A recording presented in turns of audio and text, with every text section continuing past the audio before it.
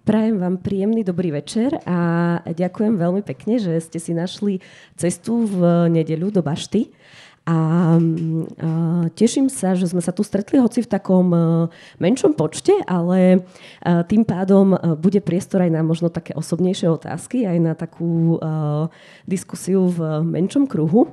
A ja sa veľmi teším, že ešte predtým, ako začneme s diskusiou dnešného večera, ktorá sa bude týkať rodovej citlivosti a teda rodového citlivého jazyka, že môžeme začínať tento večer jednou úžasnou vernisážou. My tieto večery organizujeme pravidelne. Ak ste náhodou ešte na žiadnom neboli, tak od decembra až do apríla vlastne vždy jedenkrát mesačne sa tu takto v Bašte stretávame a venujeme sa rôznym témam, ktoré by sme mohli možno že nazvať takými ženskými témami, ale sú to témy, ktoré my považujeme za veľmi dôležité, aby spoločnosť o nich hovorila. A v rámci týchto tém sme sa venovali menštruačnej chudobe alebo sexizmu. Dnes to bude teda rodovo citlivý jazyk. A takisto sa snažíme vždy tie naše diskusie ozvláštniť o iné podujatia. A ja som bola veľmi rada, keď nám vlastne do merku sa dostala Alexandra Hrehová, ktorú tu dnes aj máme, ktorá je autorkou diel, ktoré vám chceme dnes predstaviť.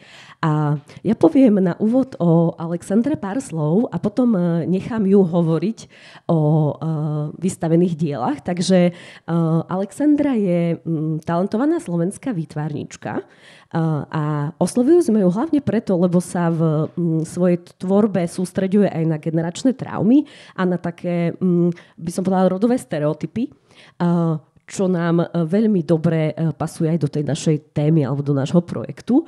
Narodila sa vo Vranove nad Topľou, vyštudovala na Akadémii umení v Banskej Bystrici. V roku 2020 získala v súťaži Najkrajšie knihy Slovenska cenu Slovenskej národnej knižnice za svoju študentskú prácu a neskôr v roku 2023 bola ocenená v rámci ceny nadácie VUB za maliarské dielo pre mladých umelcov Maľba. Potom počas svojho umeleckého vzdelávania postupne prešla Alexandra od grafiky k maľbe a tá sa stala potom jej takým dominantným alebo hlavným výtvarným prejavom. Maľbu, alebo teda maľby Alexandry tu dnes máme možnosť v Bašte vidieť. Jedná sa o umelecké dielo, ktoré sa volá The War on Women. A prečo sa takto volá? A prečo sa Alexandra vo svojich maľbách, týchto konkrétne, alebo teda prečo v tých maľbách prekrýva tváre žien zaujímavými takými akcentnými vyšívanými maskami, tak to nám už povie sama. Ale poprosím vás ešte predtým potlesk pre Alexandru Hrehovú. Čiže dobrý večer prajem, ďakujem veľmi pekne aj za pozvanie, aj za to, že ste si našli čas, priestor a chuť. A vlastne dneska sa prísť pozrieť na túto mini výstavku s názvom War on Women, alebo po slovensky Vojna na ženách. Teda volám sa Alexandra, volajú ma väčšinou Alex, ako už bolo spomenuté. Môžem povedať, že som stále ešte v podstate čerstvou absolventkou magisterského ročníka Akadémie umení v Banskej Bystrici. Som maliarka, grafička, aj ilustratorka. A táto séria diel, ktorú tu vidíte, je moja magisterská práca, ktorá sa v koncepte zameriava na spomínanú generačnú traumu žien a vlastne ich taký celkový prenos. Čiže táto téma generačnej traumy ma veľmi fascinuje, pretože nám zodpovedá na korene našich či už vnútorných problémov, stagnácií, ale zároveň aj tých vonkajších sociálnych problémov, ktoré si predávame buď geneticky, alebo si vlastne ich predávame ústne medzi sebou. Pri týchto dielach som sa zameriavala na generačnú traumu špecificky žien z toho dôvodu, že vlastne je tým prvým milníkom zahojenia si nejakej bolesti, traumy alebo traum a je potrebné si ju najprv uvedomiť a priznať. Rozhodla som sa tak vyzbierať archívne fotografie od ľudí z rodiny, známych z okolia, ktorí sa vlastne rozhodli byť tou súčasťou akože tohto diela. A vlastne som trošku zastavila. Z toho dôvodu vlastne tieto diela som sa rozhodla urobiť z toho dôvodu, že vlastne naša minulosť je veľmi dôležitá a každá doba má svoje vlastné úskalia, ktorým vlastne museli ženy čeliť. Traumy a bolesti a rodinné vzorce, ktoré sa generačne alebo výchovou prenášajú, môžu byť ku príkladu násilie páchané na ženách, problémy s alkoholom, ostávanie v toxických vzťahoch, chudoba, psychické problémy a myslím, že by sme mohli vlastne menovať až do rana. Takže ak by som teraz vlastne mala prejsť možno k takému ako keby bližšiemu opisu týchto diel, možno sa vlastne tak pýtate, že prečo v týchto dielach sa nachádzajú masky a prečo sú ružové. Z jedného pohľadu je vlastne toto môj autorský rukopis. Je množstvo mojich predošlých diel, ale aj vlastne tých novších, ktorých sa táto maska objavuje. Už sa to stalo takým môjim ako keby stabilným autorským znakom. Ale vlastne pri tejto sérii diel z takého vlastne osobného vnútorného pohľadu práve táto maska je pre mňa také ako keby uctenie si tej bolesti alebo tých traum vlastne u všetkých zobrazovaných žien v týchto maľbách. Je to preto, že veľmi dobre viem vlastne z osobných rodinných príbehov vlastne to, že obrovská časť bolesti zvykla byť skrytá, zamlčaná a nezdieľaná. Boli tu momenty, o ktorých naše mamky, babky, prababky, tety, krstné sesternice a tak ďalej vlastne nezvykli alebo nemohli rozprávať, napríklad kvôli nestabilnému rodinnému prostrediu, inej spoločenskej situácii, vlastne traumy zvykli byť stigmatizované, mnoho spoločenských vecí zvyklo byť v tej napríklad v tom minulej dobe tabu. Čiže v podstate o ťažkých veciach sa nezvyklo rozprávať medzi sebou. Všetko sa malo v podstate len prežiť a vytrpieť vlastne v takej tej osobnej tichosti. V súčasnosti je však lepšia a v podstate teraz môžeme vidieť, že tie naše generačné traumy sa hoja jednak vlastne kvôli tomu, že už o nich nahlas rozprávame, vlastne vznikajú takéto diskusie, umelci tvoria. Čiže je veľmi pekné, že sa o tom rozpráva nahlas. Myslím, že by som ešte rada dodala také menšie interpretačné ako keby drobnosti k obrazom, ktoré ste si mohli všimnúť. Že som sa snažila v dielach niekde vyšívať úplnú masku a niekde zase neúplnú masku. Tá neúplná maska napríklad bola hlavne akože z toho dôvodu, že som chcela naznačiť ako keby to vznikanie alebo vytváranie tej masky, pretože ten hlavný cieľ vlastne v týchto dielach bolo ako keby naznačiť to jednak aj akože prešívanie tou šnúrkou. Ten vlastne metaforický prenos tej bolesti, tej generačnej traumy vlastne, či už z matiek na deti, zo sestier na sestry, zo starých mám, proste na vnúčatá, mnoho ďalších iných vzťahových kombinácií, ktoré si viete predstaviť. Takže asi toľko by som dodala k tejto vlastne sérii. Neviem, ak by ste mali nejaké špecifické otázky, ktoré by ste sa chceli opýtať, tak vlastne v kľude môžete. Ja vám veľmi rada na to zodpoviem. Keď by vás niečo zaujímalo, alebo by ste chceli potom niekde bokom súkromne sa porozprávať, tak aj takto. Ďakujeme veľmi pekne a ja by som teraz, keďže začíname teda takouto mini vernisážou, tak ja by som vás všetkých pozvala. Máme pre vás pripravené vínko a niečo drobné a kľudne si dajme nejakých, budeme trošku meškať so začiatkom diskusie, verím, že vám to nevadí, dajme si nejakých 10-15 minút, kľudne si pozrime obrazy a Alexandra je tu pre nás všetkých. Ak by sme sa jej chceli čokoľvek spýtať, tak môžeme sa takto osobne a potom plynulo prejdeme k diskusii. Takže ďakujem ja ešte raz veľmi pekne Alexandre, že bola ochotná vystavovať tuto u nás v bašte v rámci nášho projektu. A keďže táto výstava potrvá minimálne mesiac, sme sa dohodli, tak pozvite prosím aj vašich známych, kamarátov a ostatných, aby si v čase trvania výstavy prišli túto zaujímavú výstavu pozrieť. Ďakujem veľmi pekne.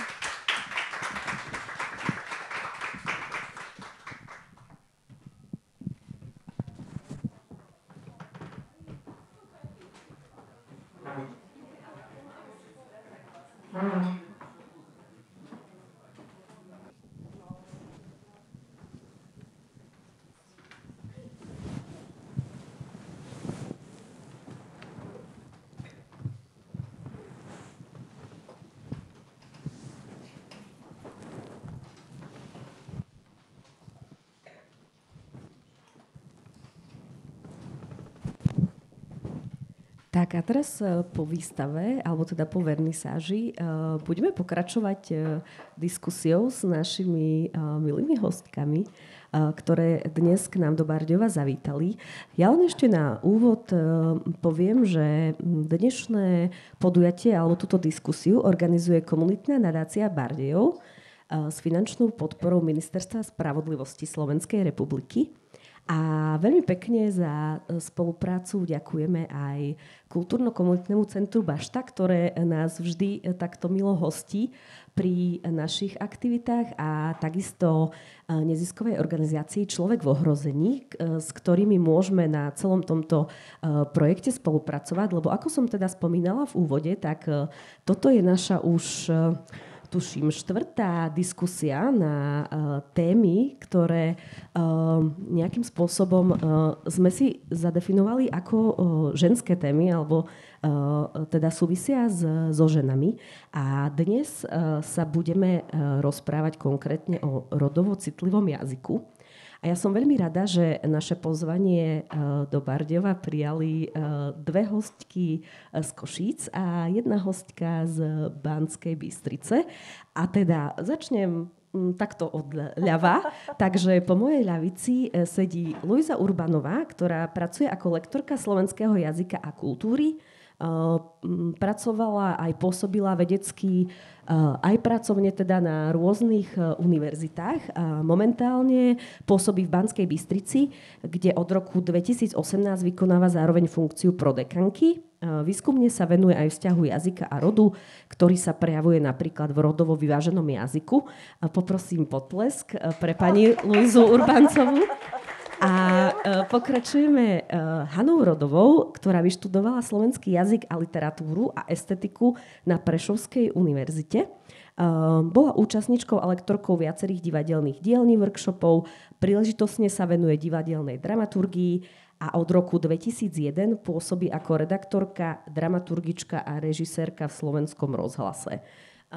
Poprosím tiež potlesk pre pani Hanu Rodovú. A nakoniec naša posledná, 3. hostka, Andrea Feciková, ktorá pôsobí tiež v Slovenskom rozhlase v Košiciach ako teda už od vysokoškolského štúdia ako redaktorka. Venovala sa rôznym sociálnym témam, ľuďom so zdravotným znevýhodnením, rómskej problematike a postaveniu žien. Tak aj preto je tu. Poprosím ešte 3. potlesk a začnem rovno takou otázkou, lebo rodovo citlivý jazyk je téma, ktorá môže aj rozdeľovať ľudí. A mnohí ju vnímajú ako tému možno zbytočnú alebo ako nejaký, povedzme, výmysel novej doby. A ja by som chcela na začiatok zadefinovať, že čo je vlastne ten rodovo citlivý jazyk, alebo ako vy by ste ho definovali? Ešte chcem povedať, že tak som si vravela, nemôžem zabudnúť, alebo nechcem zabudnúť povedať, že ďakujem veľmi pekne, lebo ja si veľmi vážim, že ste ma pozvali. A veľmi si vážim, že som tu, samozrejme. Veľmi rada o tejto téme hovorím a mám rada aj to, čo ste povedali, také pnutie a také, že tie argumenty, že si myslím, že a toto bude takéto, lebo väčšinou sa opakujú argumenty, keď niekto to nechce prijať. Používame termíny rôzne. Vy ste si zvolili tento, úplne v poriadku, rodovo citlivý jazyk. Máme termín rodovo vyvážený jazyk, nesexistický jazyk, neandrocentrický jazyk. Teraz nedávno som počula alebo čítala skôr rešpektujúci jazyk, a to nebolo len rodovo. Zo začiatku, keď som sa začala venovať tejto téme, tak som používala tiež termín rodovo citlivý jazyk. Potom vyšla publikácia, jediná taká na Slovensku, naša, analýza možnosti tvorby a používania rodovo vyváženého jazyka. Tak som si povedala, že dobré, ak sa autorky rozhodli, že budú používať tento termín, tak v rámci takého zjednotenia som aj ja začala používať ten termín. Ale tiež vidíte, že aké to nie je to celkom jednoduché v súčasnosti terminologicky sa zjednotiť. Ani myslím si, že sa to aj stane, že to tak musí byť.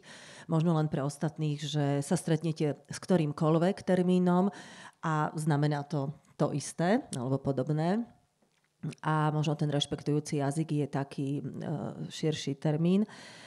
A veľmi tak stručne by som povedala, je to jazyk, v ktorom sa neuprednostňuje jeden rod pred druhým, ale pozor, toto je ešte stále taká binaristická koncepcia, lebo tu by som povedala, keby som hovorila už v súčasnosti tak inak, tak by som ešte povedala, že my chceme byť rodovo vyvážení alebo rodovo citliví, ale to už je napríklad pre mňa taká téma, že ja chcem byť rodovo neutrálna napríklad. To je ten ďalší.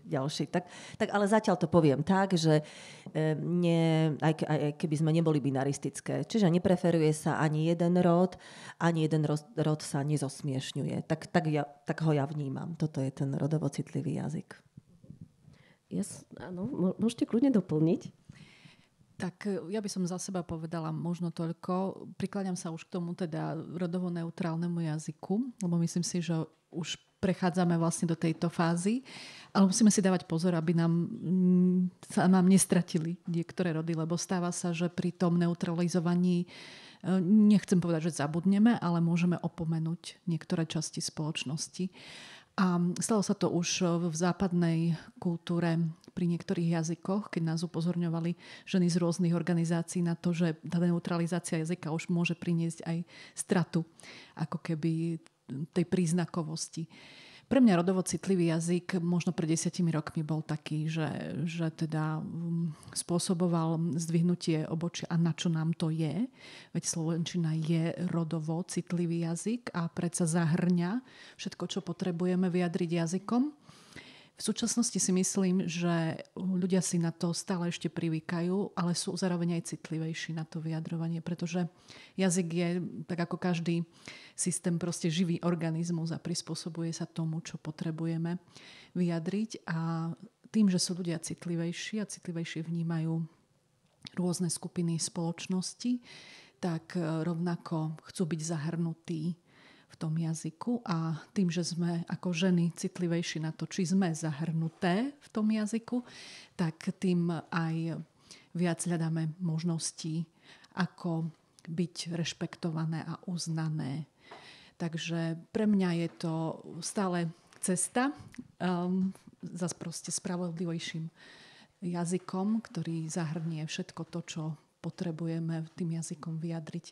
Keď som spomenula tých 10 rokov, tak som spomenula práve preto, že pred tými 10 rokmi, keď som chcela trošku viac posunúť naše vyjadrovanie v éteri k tomu rodovo citlivejšiemu jazyku, tak som sa stretla naozaj s takým, by som povedala, až polemikou a šokom. A dnes už to nespôsobuje ani u poslucháčov, ani medzi nami ako profesionálkami taký boj alebo takú, by som povedala, polemiku, že prečo, na čo to je. A dostaneme sa asi potom neskôr k tomu prečo. Určite. A ja by som sa chcela ešte teda spýtať, či vy osobne používate rodovo citlivý jazyk jednak vo vašich súkromných bežných konverzáciách a takisto aj v práci. Musím ja? V prvom rade ďakujem aj ja za pozvanie. Ja vždy používam, keďže som rodová, tak citlivý jazyk, rodovo.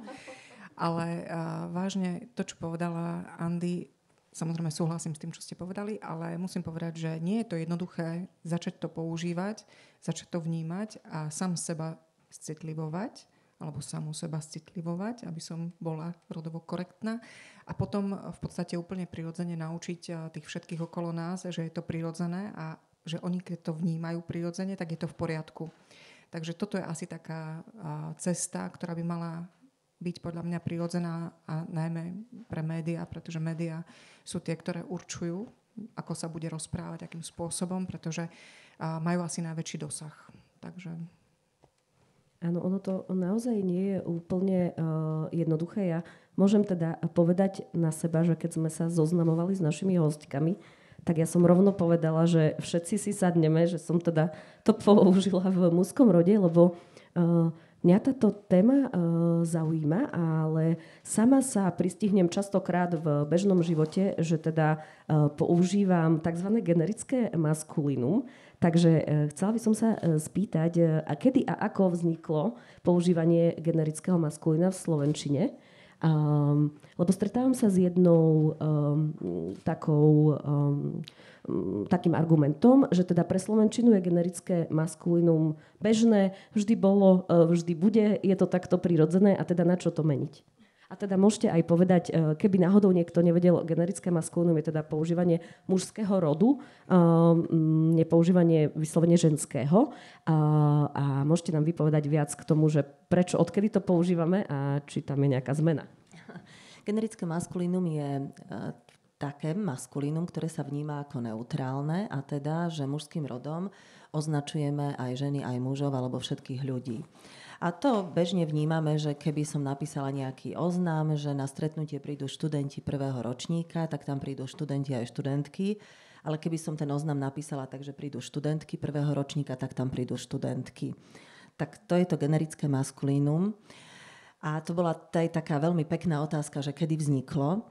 Aj ako to vnímame, v podstate to je celá tá otázka, ako my vnímame jazyk. Vy ste povedali, že je to živý organizmus. A my síce vnímame, že je to živý organizmus, ale na druhej strane potrebujeme niekoho, kto nám povie, že a takto to robte, a takto to má byť.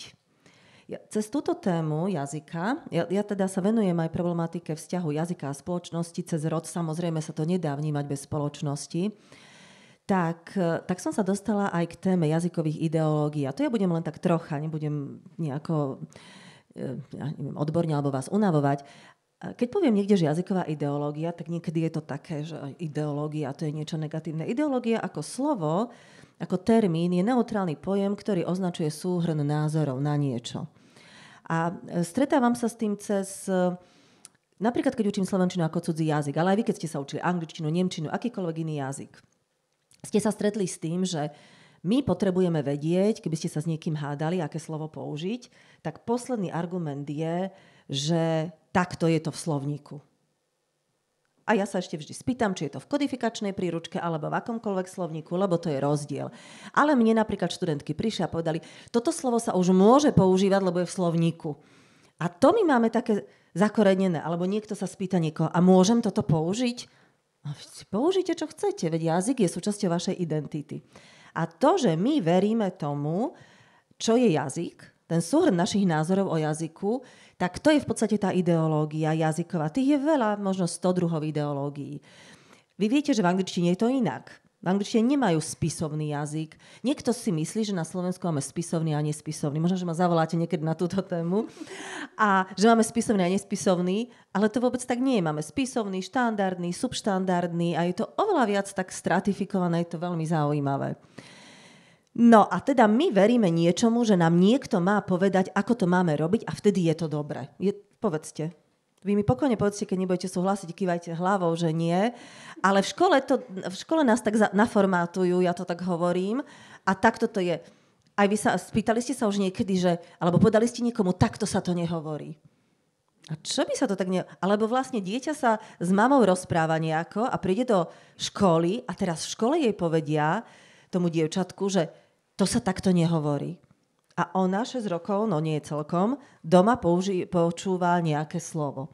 Moje študentky, keď som ich začala učiť morfológiu, tak vždy som sa opýtala, bo to boli v 2. ročníku, že či opravujú doma rodičov. A teraz si predstavte, že tí dievčatá sa začali učiť, boli v 2. ročníku a oni, no samozrejme, opravujeme.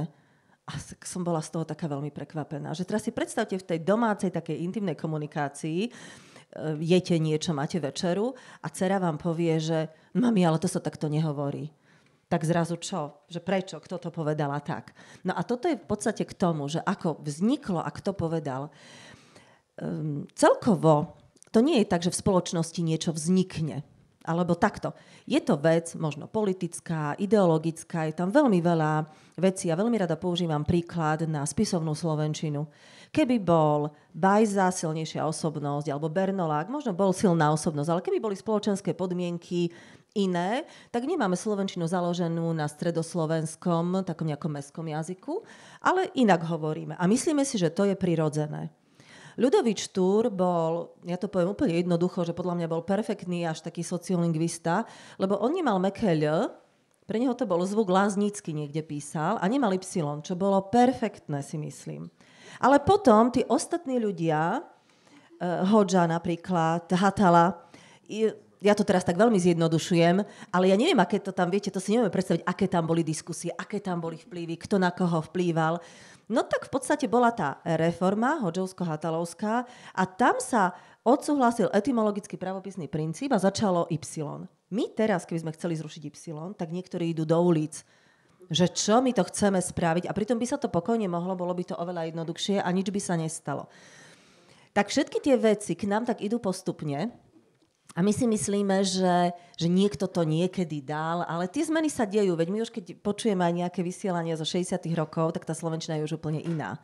A nemusel to nikto povedať, že a teraz to už bude iné. Ale cítime to, že to je iné. Je to postupné. A teda generické maskulínum. V našej spoločnosti, no pochopiteľne bolo obdobie, keď ženy boli doma a Štúrovci chodili na túry, napríklad na prechádzky, lebo niekto musel váriť, ja to zjednodušujem, ale napríklad áno, boli notári, lekári, učitelia. Mimochodom, robila som taký výskum, že ako sa zmení význam slova učiteľ, učiteľka. A to naozaj už teraz máme korpusy, čiže my už máme na to doklady, že učiteľ, to je taká profesia, viete, to je. A učiteľka je hysterka. A no, že to je také, že keď niekomu povie, keď mojim kamarátkam povedia, že si typická učiteľka, tak sa urazia, lebo to nepovedia, že je to kompliment. Tak ja niekedy poviem, že ďakujem, som naozaj. A teda postupne v tej spoločnosti sa niečo tak konzervuje a začína sa to takto používať. Čiže samozrejme tá naša spoločnosť bola maskulínna, to bolo. Spoločnosť sa mení, mal by sa meniť aj jazyk. Je pravda, že spoločnosť sa mení rýchlejšie, ako sa mení jazyk. Jazyk je konzervatívnejší, ale ak niekto povie, že slovenčina nemôže byť rodovo citlivá, tak vlastne ani naša spoločnosť taká nemôže byť. A jazyk sa môže meniť. Samozrejme, toto bola aj taká legislatívna vec, ale v slovenčine to nebolo dané legislatívne, nebolo to treba, lebo sme aj takto generické maskulínum používali, ale myslím si, že okolo roku 1850 vo Veľkej Británii bol taký zákon o používaní takého zjednodušujúceho jazyka v zákonoch. Tak toto nejako poviem. A čiže to bolo v tej polovici 19. storočia. Tam išlo o to, že napríklad, keď sa v angličtine povie he alebo him a man, tak to bude označovať v tých zákonoch aj mužov a ženy. No a v podstate aj v tej angličtine sa to tak zastabilizovalo, že tam sa to dá povedať, že to bolo vtedy, ale to bolo vtedy len legislatívne ukotvené. Určite sa to už používalo aj predtým. No, tak asi toľko k tomu zatiaľ, neviem, či som... Tak a ešte možno poviem, prepáčte, že sú také rôzne zásady v Európskej únii, ako používať rodovo vyvážený jazyk, alebo že takýto jazyk je odporúčania parlamentu. A na Slovensku, a ešte som chcela tak lingvisticky niečo, a na Slovensku povedia ľudia, že u nás sa to nedá, lebo my máme svoje špecifika. A pre mňa, keď niečo niekto nechce spraviť, tak povie, že my máme špecifika a nemôžeme to urobiť.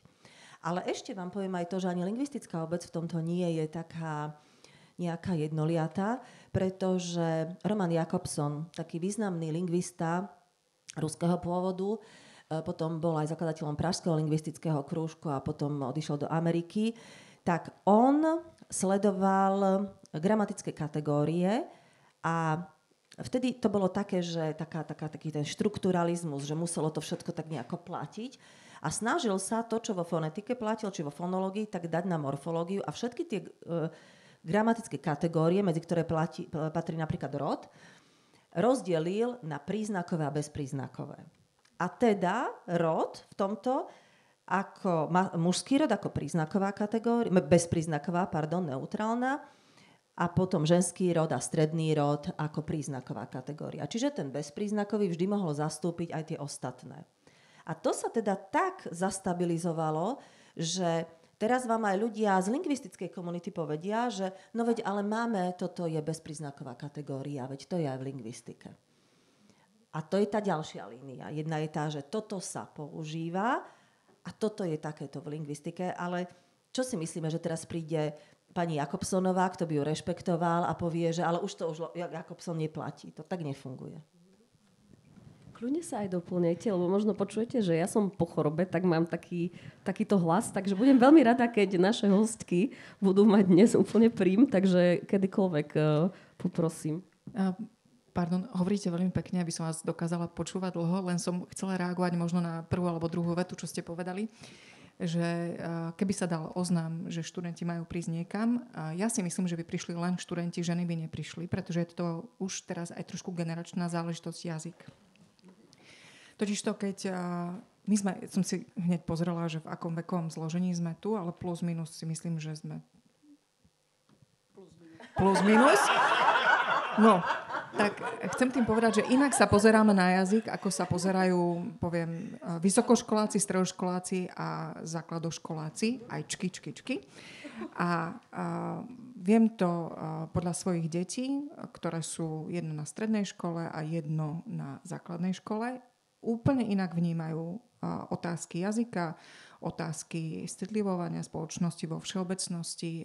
Ja sa mnohé učím od nich, ako v podstate sa nezaujato pozerať na veci, ktoré oni berú úplne prirodzene. Čiže ak by bol oznám, študenti prídu, prišli by len chlapci 100%, aspoň teda stredná škola a nižšie. Hej. Čiže už vlastne oni sami vnímajú ten jazyk úplne inak.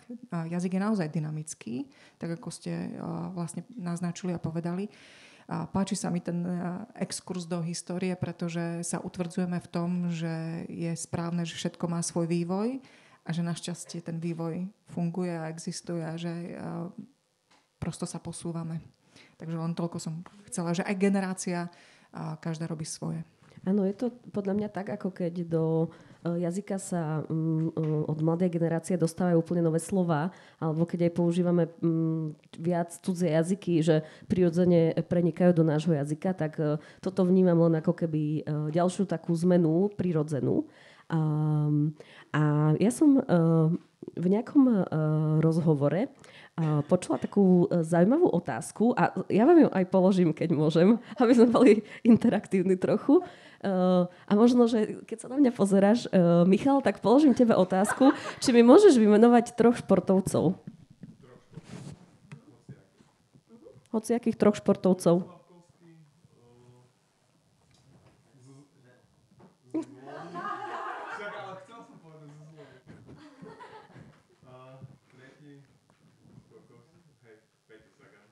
No a to vlastne Miňo ti už našepkával, že teda keď sa robil nejaký takýto výskum, aby teda nejakí respondenti vymenovali buď 3 športovcov, alebo 3 politikov, alebo jednoducho bola tam vždy tá funkcia, alebo teda tá rola označená len mužským rodom, tak naozaj ľudia vymenovali mužov, že je to tak, že si nie každý potom predstaví pod tou profesiou napríklad ženy.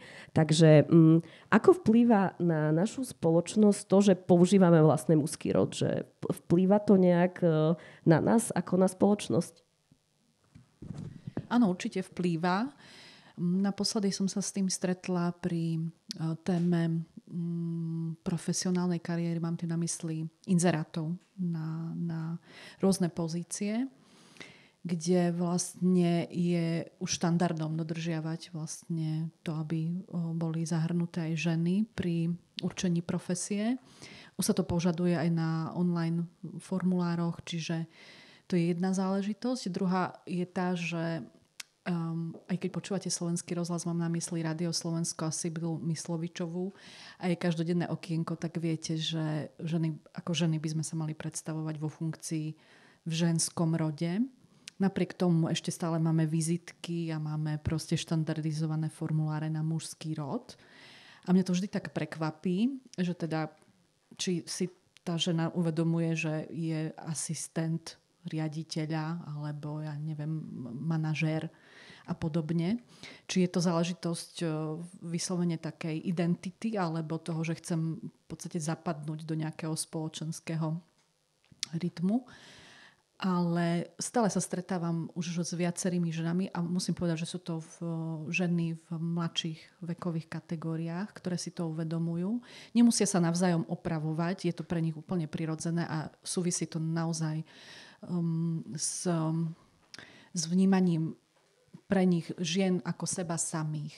Čiže či to ide cez popkultúru alebo či to ide cez jazyk, tak mladšie ženy neriešia to, čo riešime my. Proste chvála Bohu, tak by som chcela povedať, pretože keď hovoríme o učiteľoch a o politikoch a o vzdelanostnej úrovni pred 100 rokmi, keď prebehla hatalovská kodifikácia slovenčiny, vtedy ženy ešte len získali volebné právo v Československu. Vtedy boli len učiteľky tie, ktoré vzdelávali. Jediná ženská profesia, ktorá bola v tom čase. Na Slovensku ženy nemali vzdelanie, ešte vtedy v tom čase nebolo bežné. Tak dnes tých 100 rokov, keď si tak vezmeme, naozaj nie je veľa na vývoj toho všetkého, čo potrebujeme vlastne v živote v súlade so spoločenskými zmenami urobiť. Takže pre mňa, keď ste začali s hostkami a všetky, tak ja si spomeniem na jednu takú debatu, ktorú som mala na Facebooku s mojím akože priateľom na Facebooku, ktorý, keď som dala status teda s príspevkom mojou hostkou dnes v štúdiu bola, tak sa pustil so mnou do debaty na Facebooku, že neznášam to slovo hostka, kto to vymyslel. A dnes sa už s tým nestretnete, aby ľudia proste na to takto prhlivo proste reagovali. Aj keď to bolo treba proste používať v tom éteri a musia si na to ľudia zvyknúť. A tak ako Hanka hovorila, proste my sme médiami, takže my určujeme do veľkej miery ten jazyk spoločnosti. A tak ako sa nadužíva spojenie, respektíve častica kedy namiesto spojky keď, čo mňa teda rozčuluje ako slovenčinárku, tak nechápem, prečo ľudia tak prhlivo reagujú na ženský rod, keď dnes je to podľa mňa vôbec nekomplikované. Ani to nenarúša gramatické pravidlá. Proste reaguje to na to, čo v tej spoločnosti je. A keď som si pred týždňom vypočula naši tanečníci, naše tanečníčky v nemenovanej televízii, tak srdce mi zaplesalo, lebo už nikto sa nad tým proste nepozastaví. Nie je to naozaj komplikované, nie je to nič, čo by sme potrebovali nejakým spôsobom uzákoniť. Proste je to úplne prirodzené. Ešte, ak teda môžem pokračovať v tom mediálnom prostredí, tak znova sa vraciam k tomu, že je to aj generačný problém. Ja sa teda pohybujem na umeleckom okruhu Rádia Devín a je to špecifický okruh. To znamená, že naozaj tam to publikum je vysokoškolsky vzdelané, dajme tomu, alebo stredoškolsky a nejakým spôsobom intelektuálne zdatné. A tí respondenti sú umelci, umelkyne, prosto vzdelaní ľudia. Tí to berú absolútne inak. Pre nich je naozaj ten dvojtvar mužský, ženský prirodzený. Čo som si uvedomila, že niekedy práve, ja keď som potrebovala posunúť ten čas ako moderátorka a potrebovala som, dáme tomu, sa dostať rýchlo z bodu A do bodu B, tak je to najjednoduchšie použiť to generické maskulínum, pretože všetci vieme, o koho ide. Ale v zápäti tá kontrolka v hlave tam svieti, že oni vlastne tak zvláštne na vás pozerajú, že čo sa deje, že prečo som 4 pri stole vynechala. Hej? A pritom to boli 4, hej, keď už teraz o tom hovorím. Tak to je práve to, že je skupina ľudí, pre ktorých je to úplne prirodzené. A tak, ako si myslím, že sa to rozširuje do ostatných profesí, tak je to práve v tej umeleckej veľmi vypuklé. Čo je úplne skvelé, pretože znova sú to práve tí a tie, ktorí určujú tie trendy a ktorí dokážu práve aj takou nenásilnou formou, napríklad cez literatúru alebo cez divadlo, v podstate nás naučiť, akým spôsobom komunikovať. Takže to je znova taký ďalší bonus. tiež ešte chcela dodať, presne v tomto budem pokračovať, že my si žijeme v tých svojich bublinách a ja sa v svojej napríklad cítim veľmi dobre a tak keď v tom zmysle, že aj na fakulte, keď som bola, mnohí so mnou nesúhlasili, ale oni tak povedali, že tak ma nechali.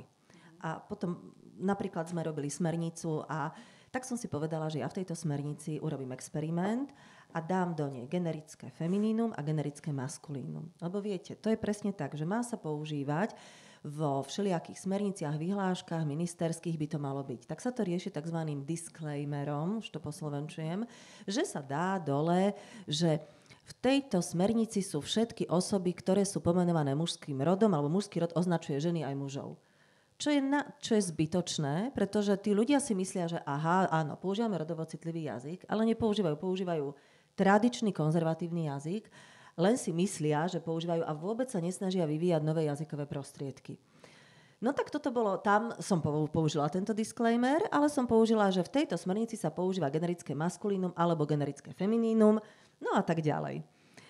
No a tak podľa mňa si to prečítali a niekedy tá reakcia mlčania je tiež taká ignorancia, že tak sa nebudeme tomu venovať, ale bolo to, neviem, či to tam ešte je, musím si to skontrolovať, či to nedali preč. A napríklad v Ljubljane na Filozofickej fakulte v Slovinsku sa stalo, že pred pár rokmi Senát Filozofickej fakulty schválil, že možno 2 alebo 3 roky, neviem ako dlho to trvalo, budú vo svojich dokumentoch používať generické feminínum. A oni mali takýto experiment, že vôbec, že sa to tam dalo, že to Senát odsúhlasil, tak to bolo skvelé.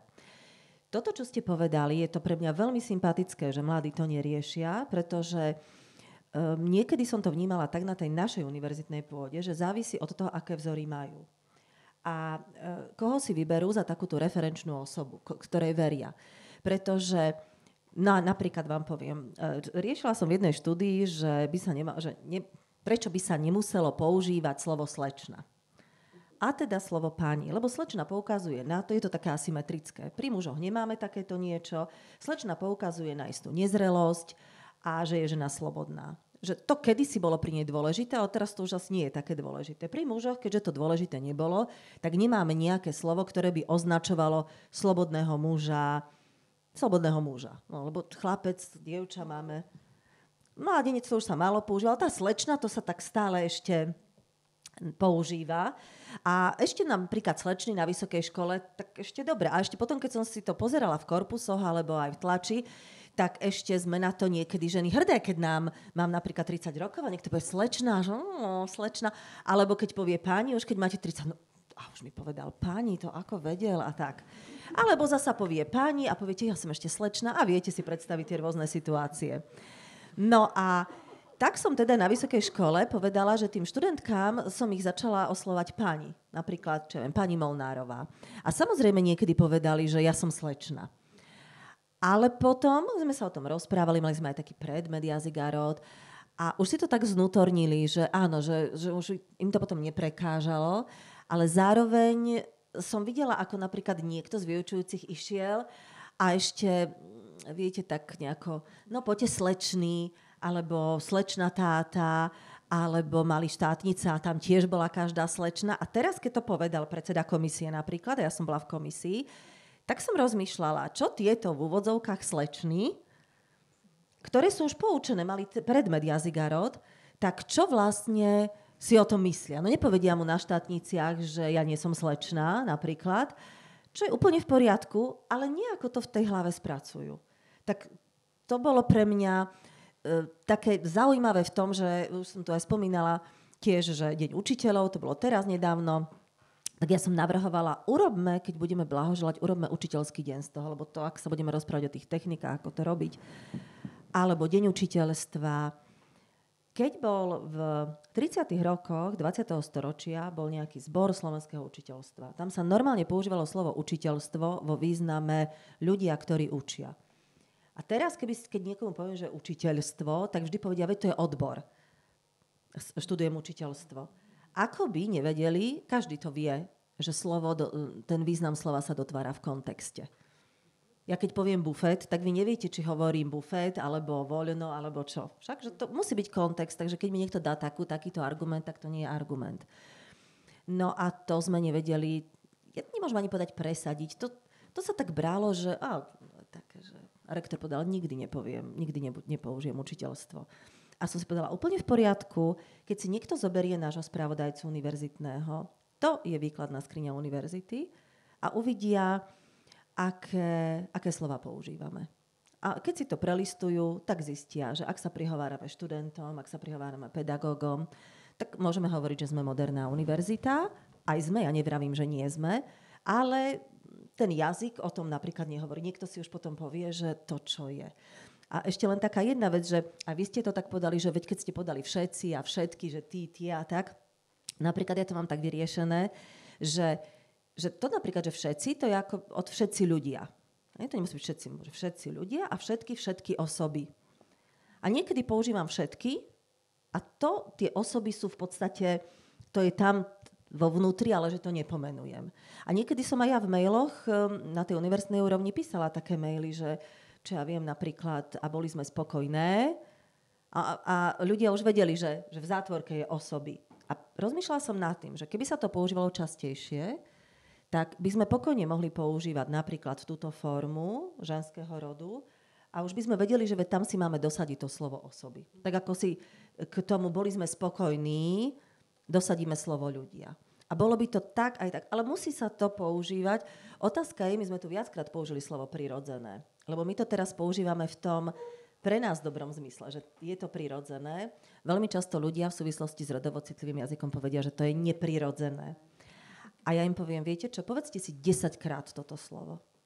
A zrazu bude pre vás prirodzené. Tá otázka je, čo je v jazyku prirodzené. No.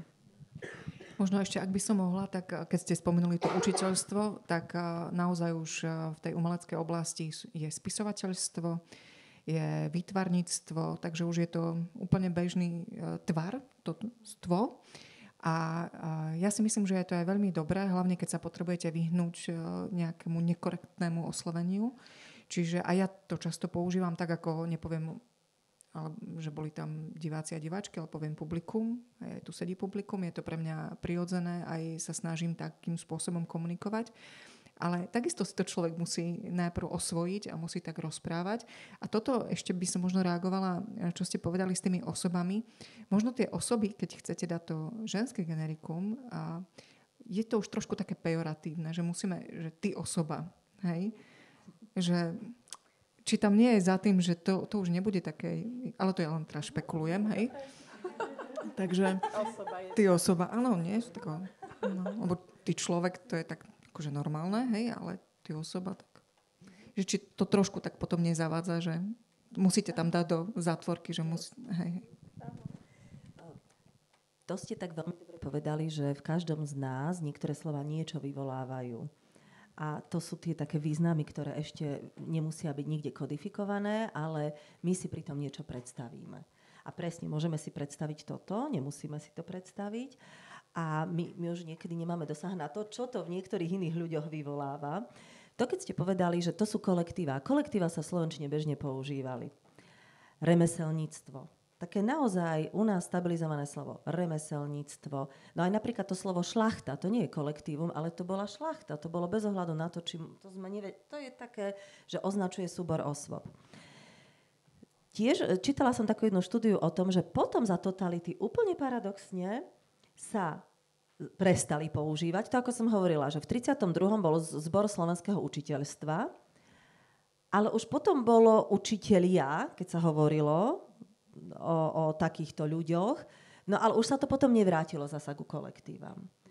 A tak paradoxne nie, lebo by sme si mysleli, že počas totality sme tak žili kolektívne. Kolektivizácia bola, ale tam nebola v jazyku. A tu sme už aj povedali niektoré tendencie, že je taká tendencia, že feminizácia, aby ženy v tom jazyku boli prítomné, a to je to, keď povieme napríklad študentky a študenti. To, možno, že sa k tomu dostaneme, že aké sú, ale to som len chcela k tomuto povedať, že to je tá jedna tendencia, ale ako ste aj povedali, že naráža to veľmi často na také argumenty o ekonomizácii jazyka. To je veľmi časté, že je to dlhé.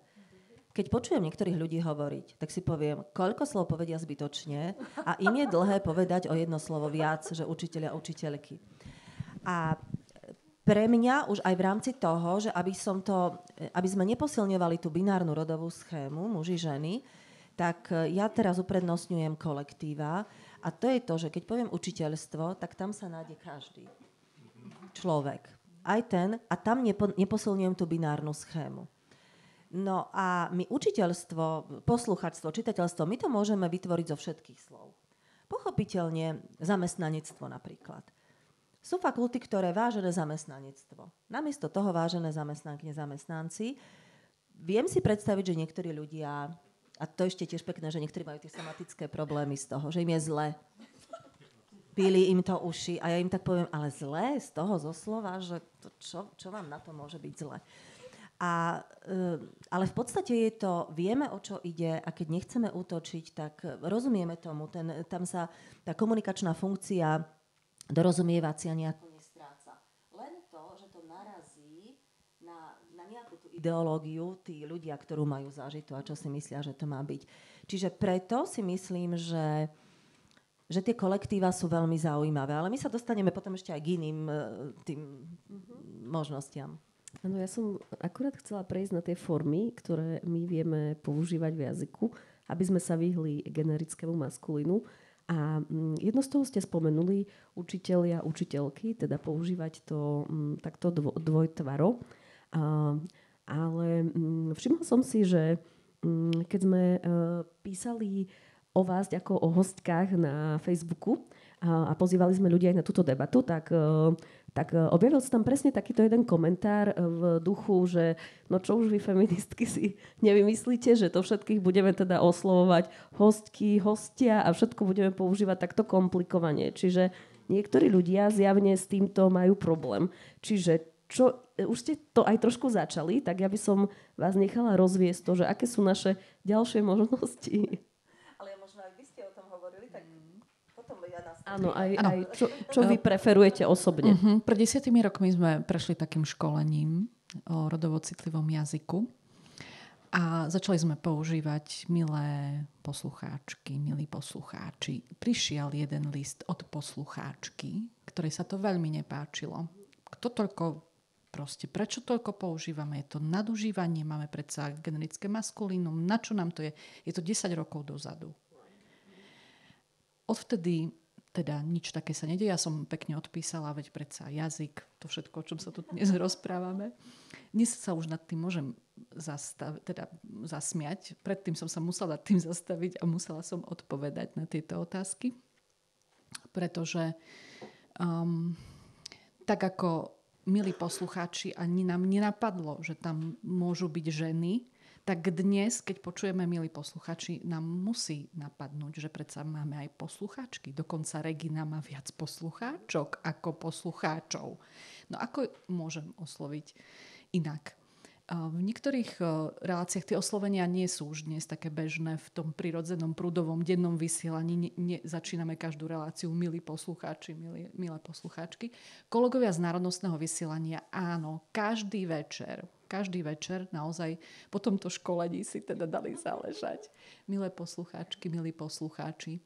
V tom rozhlasovom prejave treba naozaj ustrážiť tú ekonomizáciu jazyka, lebo niekedy to znie veľmi redundantne, keď každá druhá veta sa začína takto. Čiže musíte pracovať proste s tým jazykom, s tým hovoreným prejavom na mikrofón. Jednoduchšie to majú tlačené médiá alebo online médiá. Stačí dať lomku, všimla som si niekde aj hviezdičku a hneď tam rod viete už vlastne vnímať len zrakom. Pri počúvaní to môže byť naozaj náročnejšie, takže tam treba zvážiť, do akej miery a koľko, ale vždy to poslucháctvo na Regine by znelo zvláštne, tak stále poslucháči a poslucháčky. Takže dá sa s tým pracovať a vzhľadom na to, že slovenčina je taký flexibilný jazyk, flektívny, analyticko-flektívny typ jazyka, tak si myslím, že máme úžasnú výhodu oproti ostatným jazykom. Prečo ju nevyužiť? A ja si myslím, že to je otázka času. Naozaj. Tak ako som povedala, tých 10 rokov, o ďalších 10 rokov už tu možno sedieť nebudeme, budeme len spomínať pre naše deti a vnúčatá, ako to vtedy bolo, keď sme sa potrebovali presadiť aj v jazyku. Dá sa na to reagovať aj z druhej strany, že teraz napríklad keď máme s publikom nejakú verejnú nahrávku a sedí žena v hosťovskom kresle a moderátor alebo moderátorka povie, že dnešným hosťom bude, tak z publika sa ozve, ale to je žena. Hej, že už aj tí poslucháči a poslucháčky to vnímajú úplne inak, lebo sú zároveň aj divákmi a diváčkami. Čiže vlastne vidia, že keď tam je žena, prečo povedal ten človek, že je to hosť. Čiže to je vlastne taká jedna poznámka. A vlastne som zabudla, čo som chcela povedať, ale možno si spomeniem a budem na to reagovať ďalej. Proste spoločnosť je na to citlivejšia. Všetci sme na to citlivejší. A to nie je len s tým, že ja neviem, sa to viac používa v médiách, ale súvisí to aj s postavením žien. Proste zrazu sme mali prezidentku. A hneď proste sa otvorilo množstvo proste dverí a tém, ktoré sme potrebovali riešiť. Samozrejme, niektoré by bolo najlepšie na nich zabudnúť, na tie dvere, ale vo väčšine prípadov to boli témy, ktoré sme potrebovali jednoducho o nich rozprávať, o nich hovoriť a takisto ako sme mali prezidentku, tak sme si spomenuli, ako Milan Lasica povedal, že on bude prezident kôň, keby pani Vašariová sa stala vtedy ako kandidátka prezidentkou, že ako sa bude volať vlastne prvý pán. Tak a vtedy sme sa nad tým zasmiali a prosto potrebujeme reagovať na to, čo sa deje a je fajn, že v jazyku potrebujeme a vieme a máme nástroje na to, ako ten jazyk používať a to je úplne jedno, či na akademickej úrovni alebo v médiách, alebo v bežnom hovorovom jazyku, v bežnej súkromnej komunikácii. Už som si spomenula. Chcela som vlastne povedať to, že zase na toho moderátora alebo na moderátorku, či na toho človeka, ktorý sedí za tým mikrofónom a trošku aj edukuje a trochu aj citlivuje to publikum, tak veľmi ja teda oceňujem tú hravosť a to, akým spôsobom vie pracovať vlastne s danou témou. Pretože pri mnohých, samozrejme, ja si uvedomujem, že obzvlášť, ak je to živé vysielanie, je tam časový stres, je tam veľmi veľa naozaj iných vecí, ktoré vy si ani neviete predstaviť, čo všetko ten moderátor alebo tá moderátorka musí urobiť počas toho živého vysielania, ako to v podstate ide. Ešte tam má toho človeka vedľa seba, s ktorým musí viesť ten rozhovor na úrovni a popri tom, že s ním komunikuje alebo s ňou, tak ešte prosto rieši ďalších 1500 vecí. Takže akým spôsobom sa musí vynájsť, aby to urobil. Hej? Čiže to je naozaj niekedy až obdivuhodné, že čo dokážeme urobiť. Ja poviem úplne iný príklad a to je napríklad tykanie a vykanie. To je presne, ja si myslím, že to je to isté len v inej farbe. Nechcela som povedať, že v rúžovom. Tak v inej farbe. Lede modro. Áno. V zelenom. Že keď si s niekým tykáte, tak v podstate v tom rozhlasovom vysielaní, obzvlášť ak je to teda verejnoprávne, keď chceme teda ešte zachovať to nejaké dekorum a chceme, dajme tomu, že je to nejaký profesor alebo profesorka, tak chceme ukázať, že je to dôležitý hosť, tak mu vykáme. A teraz najhoršie je, že ten druhý človek to tak vôbec nevníma, lebo sa poznáme x rokov, takže vám prirodzene chce tykať. Hej? A teraz vy ste v tej situácii, že čo mám robiť, keďže som povedala dobrý deň, vítajte, a on povedal, že dobrý deň, lebo si myslí, že teda to bude akože pre publikum. Ale v zápäti povie, tak ako si povedala. A teraz vy si začnete uvedomať, teraz čo mám robiť? Hej, som mu 20 minút vykala, hej, a teraz mu mám týkať, tak začnete vynaliezavosťou nachádzať spôsoby, ako to obísť. Hej? A to je úplne identická situácia. Vy zistíte, že ako sa viete opýtať, tak aby ste ho neoslovili, toho človeka. Hej? Čiže to je podľa mňa úplne presne ten istý princíp, že prosto vy sa vynájdete, vy to dokážete popísať a máte potom z toho takú radosť, že vlastne nikto na to neprišiel, a on na vás ten človek tak čudne pozerá, že prečo vlastne ho oslovujete treťou osobou alebo prosto rozprávate o ňom, ako keby tu nebol. Takže to sú také veci. A to isté je podľa mňa aj v tom rode, ak vy začnete nejakým spôsobom rozprávať a zrazu zistíte, že ste sa dostali niekde na nejakú vratku pôdu, tak takisto si začnete nachádzať tie cestičky, ako prosto z toho výjsť s odsťou, tak by som povedala. Áno, kreatívnosť je v tomto veľmi dôležitá. Sme tu hovorili o tom, že je to tá jedna tendencia, feminizácia, ale tam hneď vidíte Podľa mňa takto. Rodovo citlivý jazyk je aj o tom, že trocha inak rozmýšľame. A to sa nedá len tak urobiť, že ja používam tradičný jazyk, konzervatívny, a len tam vsuniem feminínum. Lebo vtedy je to tak, keď ste hovorili oslovovania, no myslím si, že už by sa tak menej používa takéto, že milé dámy, vážení páni. Tak myslím, že už keď sme milí, tak všetci, keď sme vážení, tak všetci. Keď sa to tak objaví, tak ja sa tak pousmejem a poviem si, no jasné, toto je človek, ktorý je situovaný mentálne v 20. storočí, keď to takto dá, lebo vtedy to bolo normálne a vtedy sme ešte také boli, nie? Dobre, že sme my milé a nevážené. V osloveniach už veľmi často, keď hovoríme o osloveniach, tak sa veľmi často naozaj tam objavujú dva rody. Zaujímavé je, že tam sú prvé ženy. Vážené dámy, vážení páni.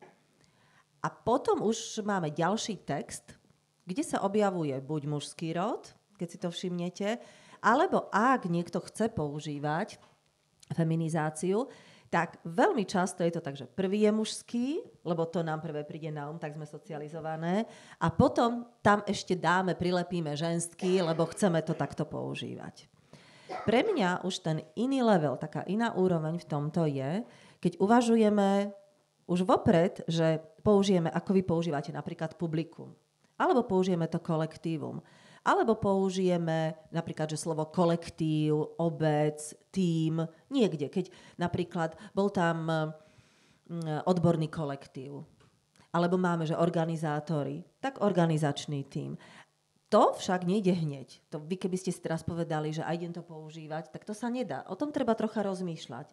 Alebo presne, ideme na to, že môžeme to nahradiť adjektívom, teda prídavným menom. Že to môže byť učiteľský, neviem čo, niečo, učiteľský sviatok, učiteľský deň, alebo študentské niečo. Tiež sa to v tej chvíli nedá. A iste prechádzame individuálne, prechádzame cez rôzne fázy tej feminizácie, že jeden aj druhý. Samozrejme v tej hovornej komunikácii je to ľahšie. Keď píšem, tak vtedy mám čas a vtedy môžem uvažovať, čo tam dám, ako to zmením a môžem raz použiť toto, že môžem sa s tým trocha viac hrať. Všímajte si priestor okolo seba. To je tiež veľmi zaujímavé. Ten priestor nás ovplyvňuje. A aké nápisy vidíme? Veľmi často vidíme notár, lekár. A pre mňa je, niekedy ja sa aj smejem, že napríklad na našej fakulte dvere väčšinou nemajú dvere majú menovky, ale tam máme, keď sú tak tituly sú napísané, to je skrátko, potom je meno, v poriadku. Už keď bola rektorka, tak bola rektorka samozrejme. Ale upratovačka, všade môže byť generické maskulínum, ale na dverách je napísaná upratovačka, tam to bude. A bola som nedávno v Bratislave, to bolo minulý rok, to bol taký bytový dom nový, postavený, veľmi moderný, čiže on bol možno 2 roky je daný do užívania. A tam nedali, že upratovacia miestnosť. Ale tam bolo napísané upratovačka.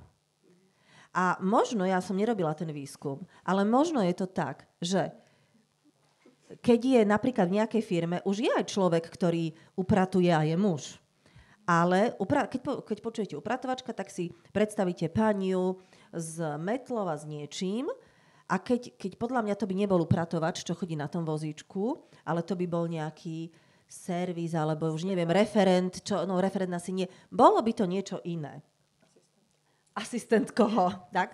Ale všimnite si okolo seba. Mne sa zdá tiež, že som bola niekde na pohotovosti a tam bolo sadrovňa, čiže všetky tie miestnosti sa nazvali podľa toho, čo sa tam robí, ale upratovačka mala svoju miestnosť, čo si môžeme povedať, že je to super, že tam to máme to generické feminínum. Ale všimnime si, že v ktorých zamestnaniach máme takéto generické feminína. Že máme napríklad presne, máme sekretárka, keby chlap vykonával túto funkciu, tak je asistent. Je pravda aj tá, že ja som napríklad sa na Slovensku nestretla zatiaľ, že by tam, on robí to isté, ale on už sa volá asistent, alebo nejako inak sa volá. Neviem, či ste sa stretli slovom sekretár. Najlepšie v inom význame. V inom význame, presne. A to je veľmi časté, keď povedia ľudia, že lebo sekretár to je niečo iné. A ja sa tak vždy pousmejem a poviem, dobre, ale keď hovoríme, že sekretár riaditeľa v istom kontexte, alebo riaditeľky v istom kontexte, hádam, všetci vieme, že to nie je nejaký kus nábytku. Že to je zasa také, že niekedy sa snažíme byť taký veľmi dynamický a niekedy, keď chceme kritizovať, tak si vymyslíme toto ako ja nechcem povedať deti, lebo deti sú veľmi múdre, ale ako kto, ja ani neviem ako kto, že lebo to je toto, lebo to je sekretár, to je nábytok. Tak, no potom také tie ďalšie techniky, ktoré sú, tak to napríklad, možno, že pre vás to bude prekvapujúce, ale ide o to možno, že ak sa pohybujete v takej tej skupine, kde je viac nebinárnych osôb, teda ktoré sa nechcú identifikovať ako muži a ženy, tak tam sa začína používať nebinárny jazyk. Ten tiež nie je kodifikovaný, lebo to nikto nekodifikuje. Ale tí ľudia, no napríklad, máme osobu v triede, ktorá povie, že ona nie je ani žena, ani muž, čiže môže mať, viete, tá sexualita zase môže byť fluidná, sú rôzne druhy, ale ten človek chce byť označovaný ako nebinárna osoba. A niektorí ľudia povedia, že napríklad sú také techniky, že používať tretiu osobu množného čísla. Že oni robili. Ale mali sme, a to už bolo možno aj pred viac ako 10 rokmi, je to taký, myslím, že on je aj lingvista, ale nepôsobí u nás, Jakub Séleš, tak on navrhol tretie zámeno. Také bezrodové zámeno a toto vyjadrovanie nazval bezrod. To by ste si aj na internete našli, ale to zámeno bolo N.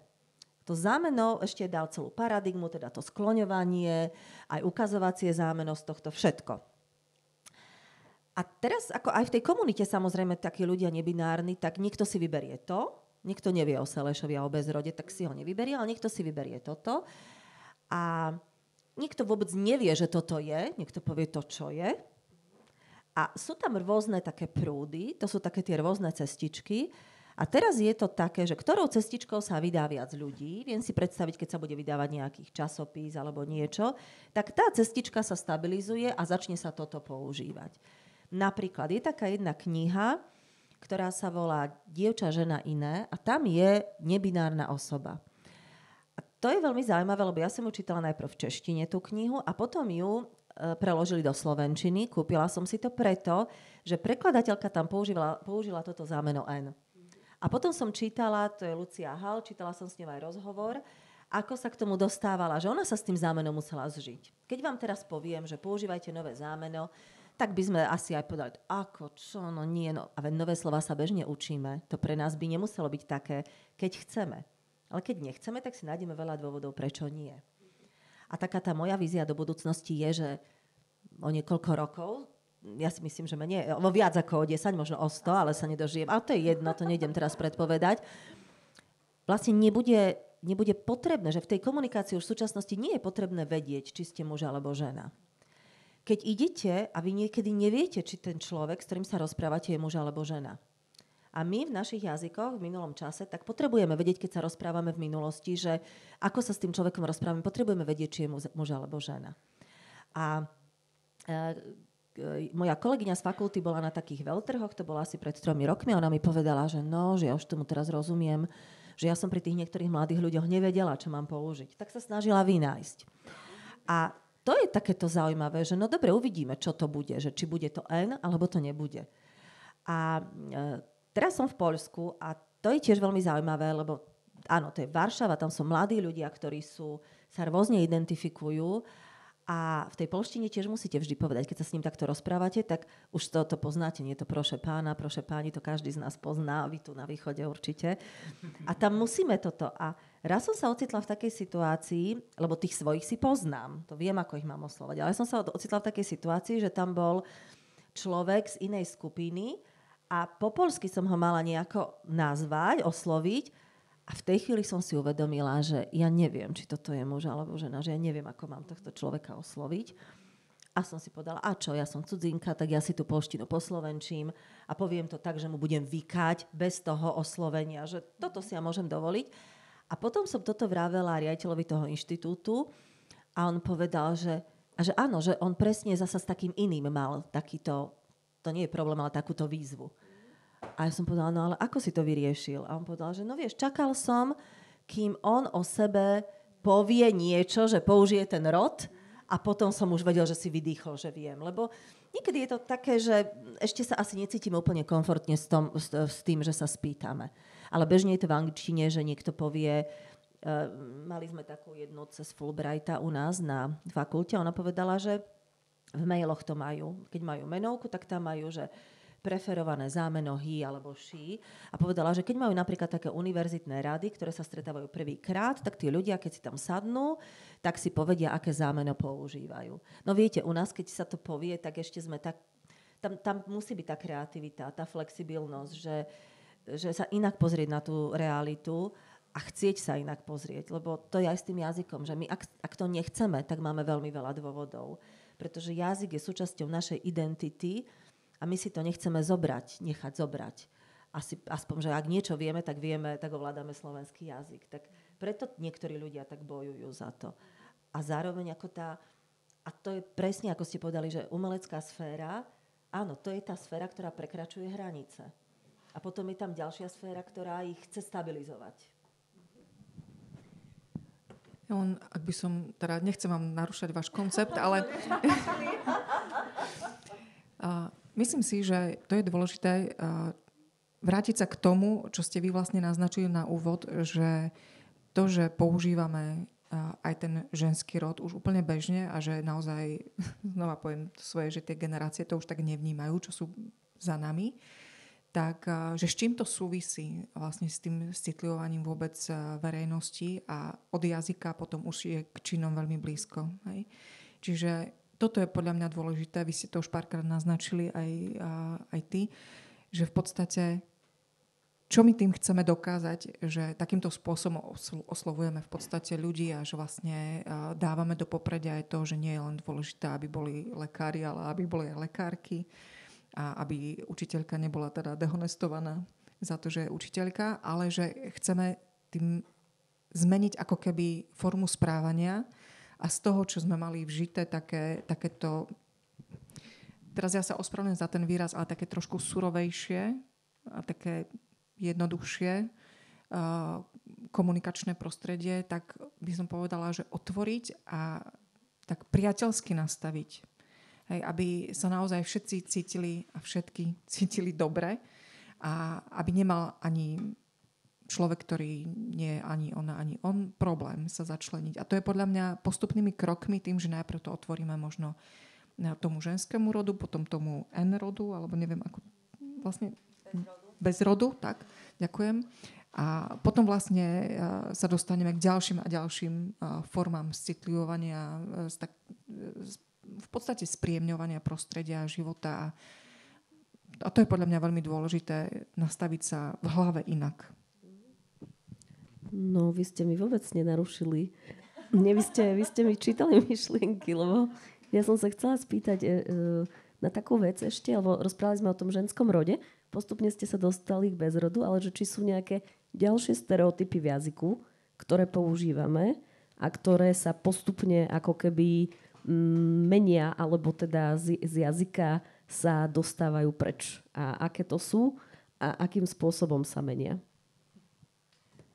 No, napríklad je to aj to slečna a pani. Potom sú to nejaké zaužívané spojenia alebo niektoré frázémy. Keď sa povie ženská logika, tak, alebo potom to už nie je, ale napríklad, že obchod s bielým mesom, to už sa teraz nehovorí. Čiže o toto ide aj v tom citlivom jazyku, že nepoužívať také frázémy alebo také slovné spojenia, ktoré by niektorí z rodov diskriminovali. Čiže toto si myslím, že to bolo, možno, že to niekde ešte počujeme. Viete, ja napríklad veľmi často počujem okolo seba, no napríklad tie vtipy o blondínkach alebo vtipy o svokrách. To sú také, veď sa na tom zasmejeme, ale tiež vidíme, že v tej spoločnosti sa nejaký vzorec nastavuje v tomto celom. Tak to sa nehovorím, že treba zakázať takéto vtipy. Potom, no to oslovovanie v parlamente, to bolo aj taká, že ako by mali v Európskom parlamente sa ľudia oslovovať, takže tam tiež bolo, že nie je mademoiselle, ale že teda v tých iných jazykoch nejako. Ešte som chcela... No tak toto v tom jazyku je teda najsilnejšie. Že keď, alebo presne, nežnejšie pohlavie, tak slabšie pohlavie. Čiže všetko to, čo rozdeľuje tie rody. Ja si myslím, to teraz mám príklady tu, ktoré sa týkajú žien, ale samozrejme aj príklady, ktoré sa týkajú mužov v tom, no teraz sa to, že muži neplačú, ale to už je v takom inom, aj v takom nastavení k tým chlapcom, ale chlapec je ten ochránca a ty sa nechaj ochráňovať alebo možno, že tie, ktoré situujú ženy do nejakej sféry a mužov do nejakej inej sféry. My vidíme, že v niektorých sférach sa to stále, je to veľmi konzervatívne. Ja si napríklad hovorím, že chvíľku sa to mení a potom tá konzumná spoločnosť znova s niečím príde.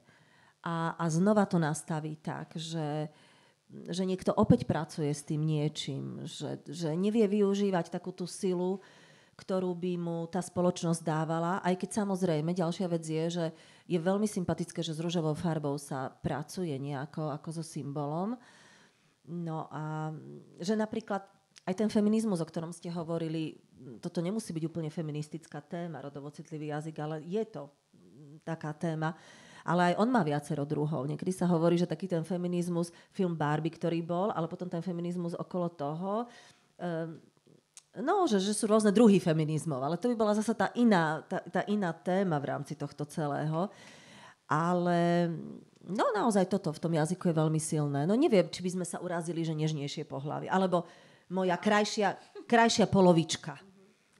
Tak niekedy to beriete, my už áno, lebo my sme si to tak nejako uvedomili, alebo to, že tí chlapci by mali byť tí silní a oni vás tak ochránia, že keď vidíte malé dieťa a poviete, že tak ty máš sestričku, tak ty ju tak ochrániš. Ale to sú už aj také iné vzorce, aj tie vzorce správania, možno, že to už niekde nie je. Tak je toho dosť. Pardon, ja viem, že ty chceš niečo povedať. Ale ja si myslím, že to nesúvisí len s rodovou korektnosťou, ale aj s politickou korektnosťou, a to je to možno, na čo ste sa tiež pýtali, že už nejde len o to, že či povieme to, čo ste všetko vymenovali, ale že už vyslovene sa vyhýbame niektorým príznakom. Aj vo všeobecnosti na to, ako ľudia vyzerajú, ako rozmýšľajú, akým spôsobom, vedú svoje životy. Áno, hoci čo si viete predstaviť, ale niekedy je to tak bizarné, že to už potom ani kreativita nestačí, lebo vlastne vy si uvedomujete, a obzvlášť teda znova sa vraciam k tomu, že v médiách je to teda aj sledované, pretože samozrejme, že akým spôsobom v podstate máte komunikovať s tým človekom.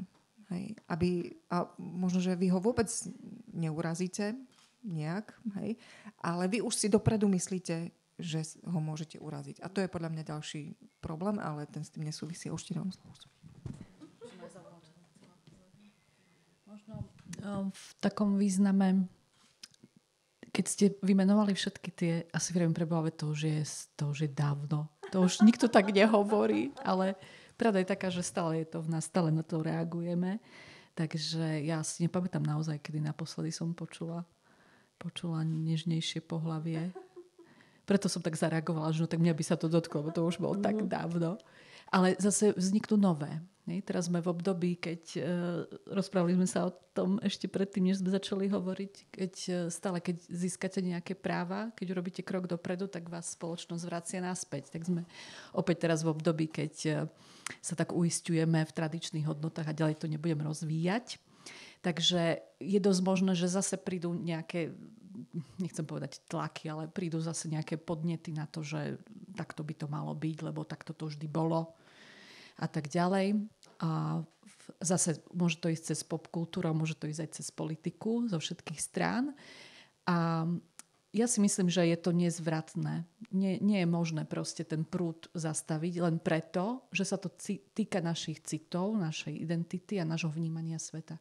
Keď ja sa raz tak cítim, darmo budem, nejakým spôsobom proklamovať, alebo budeme potrebovať nejakým spôsobom uzákonniť nejaké štandardy. Proste stále budeme potrebovať sa ani nie tak dostať do tých škatuliek, ale toľko bude tých škatuliek a tak si uvedomíme tú rôznorodosť, že jednoducho pochopíme, že v tomto je jednak naša sila, ale zároveň aj naša ľudskosť. Lebo toto je podľa mňa podstatné. Aby sa každý proste v tej svojej identite, aj tej jazykovej, cítil ako človek. A keď tam nie je poňatý ako človek, tak darmo prídu nejaké, nazval som to tlaky, ale neviem to teraz nájsť lepšie slovo na to, tak nemá to podľa mňa dlhú trvácnosť. Takže teraz sme v období, keď sa veľmi hovorí o filme o adolescencii v súvislosti s mizogíniou. Nemusíme ísť ďaleko. Vlastne pred pár mesiacmi sme mali prípad aj na východnom Slovensku, ktorý bol podnietený vlastne mizogíniou. Čiže tie tlaky a protitlaky a žijeme v takej burlivej dobe, keď o tom hovoríme, a pretože to žijeme. A ja si myslím, že keď pominie toto burlivejšie obdobie, tak že sa ustalíme na niečom, čo si budeme vedieť povedať, že sme to prežili, ale zároveň, že to bolo dôležité aj pre naše vlastné poznanie, ako žiť v spoločnosti, ktorá je poznačená aj tým, že potrebuje nájsť tie správne výrazové prostriedky na to, aby ľudia sa cítili proste dobre v tej spoločnosti. Ja by som tiež chcela k tomu dodať, mne je veľmi naozaj sympatické to, že my tu hovoríme o tom, že chceme sa tak otvoriť a že toto celá tá komunikácia o tom, že rešpektujeme druhého človeka. A vy keď ste povedali, že niekedy je to veľmi ťažké, že nevieme, ako toho človeka, ako reagovať, ako to celé, že želám si, že aby to bolo celé také akceptujúce, že sa nebudeme urážať, že nebudeme sa opravovať pri jazyku, ale necháme toho človeka, nech sa učí, nebudeme ho urážať, ale niekedy ho môžeme naozaj tak láskavo opraviť, že toto je, keď sa napríklad aj hovorilo o ova, to už teraz nie je taká téma, ale niekedy to tiež bolo a niekto povedal, musí byť všade ova a nemusí a tak ďalej. A že môžeme toho človeka opraviť, že viete čo, ja sa takto identifikujem. To je to také veľmi pozitívne a to akceptujúce a že čo by táto komunikácia mala ukazovať, aká by aj v budúcnosti mala byť. My sme boli zvyknutí, nemám to nejako podložené štúdiami, ale takto ja nejako pozorujem, ako by sme boli v tom binárnom kóde zvyknutí žiť, že niečo je veľké alebo malé, pekné alebo škaredé, dobré alebo zlé, dobré alebo kladné alebo záporné. A takto potom všetko usporadúvame. A teraz, keď sa to prelomilo, tak to niekedy tak vulgarizujeme.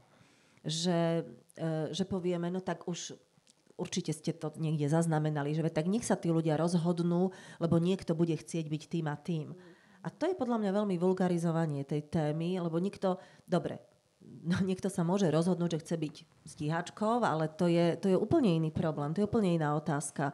Že tam nejde o toto v tej veci, ale tým, že sa to takto hyperbolizuje, tak sa tá téma celá dostáva do úplne inej roviny.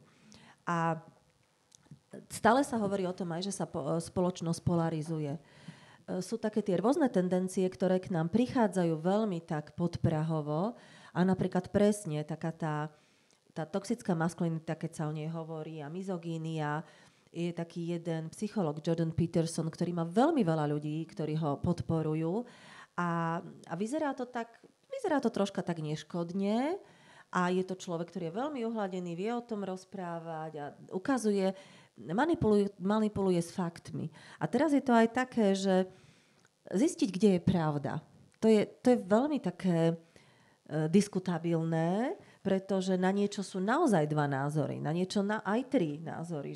A najmä to, čo sa týka spoločnosti, tak to nedáme do takýchto binárnych schém alebo škatuliek. A to teraz vidím, že tak ako tie sociálne siete sú vynikajúce, tak oni tých ľudí zatvárajú do svojich bunkrov a do svojich ulít. A oni nechcú tie bunkre otvoriť, ale oni sa z tých bunkrov ostreľujú. A to potom ukazuje aj to, že ak niekto nechce rodovo citlivý jazyk, tak ho nebude chcieť. Nepríde sem, nepustí si reláciu o ňom a úplne ho odmietne a bude hejtovať ľudí, ktorí ho budú používať. Tak toto je pre mňa, ja to tak pozorujem, že pre mňa je zaujímavé pozorovať, ako ten jazyk, ako sa používa v spoločnosti. A my teraz nedokážeme predpovedať nič. A potom aj to, že aké vzory máme, akí ľudia sa objavujú vo verejnom priestore napríklad, ale v takom tom väčšinovom priestore. Že my si možno povieme, že generácia Z to už nie je tá generácia, ktorá uprednostní alfa samcov, ale možno práve, keď sa im stále ukazujú nejakí takí pre niekoho s takými týmito hodnotami, tak sú pre nich potom taký, aj v tom jazyku, že teraz sa objavujú veľmi často vulgarizmy v médiách alebo kdekoľvek. Ja som nie proti tomu, ja mám v divadle, nepoviem, že rada, ale ja to vnímam tak, že je to funkčné. Ale ak niekto z istej spoločenskej oblasti je a použije takýto jazyk, tak sa potom nečudujeme, že niekde sme citlivení a niekde ten jazyk je veľmi hrubý, ktorý sa používa. A samozrejme jazyk umeleckej literatúry, to je úplne špecifické, to ja vôbec toto tam nehodnotím, lebo to je iné. Tam by sme nemali mať tie mantinely. Takže my nevieme, presne ako ste aj povedali, že chceme veriť, že to bude nejako, že to postupí. A stále si hovorím, že vôbec neviem a že niekedy tá situácia ukazuje, že nie. Ale pre mňa, keď ja hovorím o tejto téme, viete, koľkokrát sa mi stalo, že som bola na konferenciách, na lingvistických a tamto, ako som povedala, že buď to tak, akože... alebo to bolo také, že nič, že vôbec žiadna diskusia, alebo teraz stále tie rovnaké argumenty o generickom maskulíne a teraz prišli stále tie rovnaké veci, že v tejto oblasti áno, ale v tejto oblasti nie. Dokonca sa stalo, že raz som pre ľudí z cudziny prednášala a teraz som vedela, že ja im tuto niečo poviem, ale tá ďalšia kolegyňa, ktorá s nimi bude pracovať oveľa dlhšie, má úplne iný názor na to. A to je taká tá vec, že kto teraz tú tému, kto im ju prinesie, ako ju oni zoberú. Pre mňa je tento rodovo citlivý alebo rodovo vyvážený alebo rešpektujúci jazyk výrazom hodnot človeka. A ja to aj tak vidím, že keď prídem do nejakej inštitúcie a vidím, že sa tam používa takýto jazyk rešpektujúci, tak tú inštitúciu si nejako zaradím. Keď vy viete, že bol volebný program jednej zo strán, bol písaný takýmto jazykom a bolo veľa odporu k tomu, ale pre mňa to bolo vyjadrením hodnôt. Keď niekto z ľudí, a to neznamená, že ja budem teraz tomu človeku rátať, koľkokrát použil maskulínum. To vôbec nie, naozaj s takou láskavosťou príjma ten text, ale keď niekto z ľudí to použije, keď to napríklad presne v rozhlase počujem, tak si poviem, áno, toto je vyjadrením hodnôt toho človeka. A na druhej strane, kto to nepoužíva, kto povie, že to nebude používať, tak ja vždy im poviem, to je v poriadku. Toto je tvoja hodnota. Ďalšia vec by bola, a to by som bola veľmi rada, keby sa inštitúcie k tomu prihlásili. Ale napríklad môj kolega písal jednu štúdiu a keď mu prišla recenzia, tak ho tam poprosila šéfredaktorka, že sa oni snažia používať vo svojom časopise odbornom, literárno-vednom, rodovo vyvážený jazyk, takže navrhla mu tam, ako by to mohol zmeniť. Ale ho nenútila, ho chcela inšpirovať. Tak už ako to urobil, tak to urobil. Ale my vieme o tom, že niektoré inštitúcie v zahraničí majú také, že ak chcete u nás publikovať, tak musíte používať takýto jazyk. My to zatiaľ nemáme, máme to také ako odporúčanie, ale napríklad myslím, že by mohla byť vysoká škola, Univerzita Komenského, možno, že ste počuli, má taký ten nový kódex etický, alebo v rámci takých nových regúl, začali citlivovať komunitu a začali používať aj rodovo rešpektujúci jazyk. A o tom bolo toľko diskusí, toľko takých negatívnych vecí k tomu, že to nie je dobré. A teraz, neviem, nechcem povedať, že najhoršie, ale ak sa do toho zapoja ľudia z tejto odbornej komunity, z našej, z lingvistickej, tak začnú také tie veci, ktoré sú také odborné. A ja keby som vám povedala teraz, že Jakobson a generické maskulínum, že to je neutrálne a stále je to tak a vyjadrujú sa k tomu, tak je to potom také, že ani tamto nebolo príjmané všeobecne. Neviem, ako to celkovo funguje, ale mne je to veľmi sympatické, že inštitúcia sa takto prihlási a ešte dajú aj návody, ako to treba robiť. Majú tam 25 návodov, ale to je rešpektujúci jazyk nielen k rodu, ale je to aj k ľuďom celkové. A to je to citlivovanie, čo očakávame napríklad, lebo keď taký človek keď nejaký človek absolvuje takúto inštitúciu, tak predpokladám, že on potom, keď príde, tak bude tvoriť ďalšie ostrovy a bude sa to šíriť. Ale keď na iných inštitúciách to neuvidí, tak to nebude tvoriť. Tak v tom je to také pre nás asi už aj zaujímavé to pozorovať, aké tie inštitúcie sú a čo. Lebo čo my vyjadrujeme tou komunikáciou? My vyjadrujeme, aký sme. My si to tak vôbec neuvedomujeme, dobre sa hovorí vtáka poznáš po péri, ale neviem, do akej miery to tak nejako vnímame. A človeka porečí, vy ste sa tak pozreli bože, dúfam, že prepáčte, ale nechcela som nejaké iné asociácie vzbudiť, ale že vlastne my ako komunikujeme, tak dobre, či používame štandardný, subštandardný, či používame diminutíva alebo nejaký iný jazyk, tak tým vyjadrujeme, že aká som. A môj kolega tak používal, tak možno, že to je taká ošuchaná metafora, že jazyk ako šaty. Ale ak by som to nechcela tak ošuchane povedať, tak Irena Brežná, taká pre mňa skvelá autorka, ktorá žije a tvorí vo Švajčiarsku, tak ona tým, že prešla rôznymi jazykmi, tak ona má tú metaforu krásnu, že jazyk ako koža, alebo tiež ako oblečenie. A tak niekedy si dám takýto, niekedy si dám takéto oblečenie a niekedy mám tú kožu inú a brať to niekedy ako prejav identity. Možno, že by som to tak zhrnula, že je to o tých hodnotách, ako ste už aj povedali.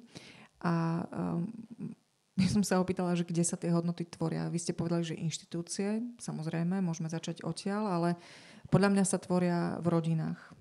A vlastne v takých bunkách, ako pozrieme sa okolo seba, že aká komunita tu sme momentálne a že koľko ľudí vôbec táto téma zaujíma. To znamená, že ak v tých rodinách sa bude rozprávať citlivo, ak sa bude komunikovať, rešpektovať jeden druhého, to možno, že aj nemusí byť v jazyku, pretože si to nemusíme na tejto vrstve vôbec uvedomiť, že potrebujeme mať mužský, ženský rod, potrebujeme mať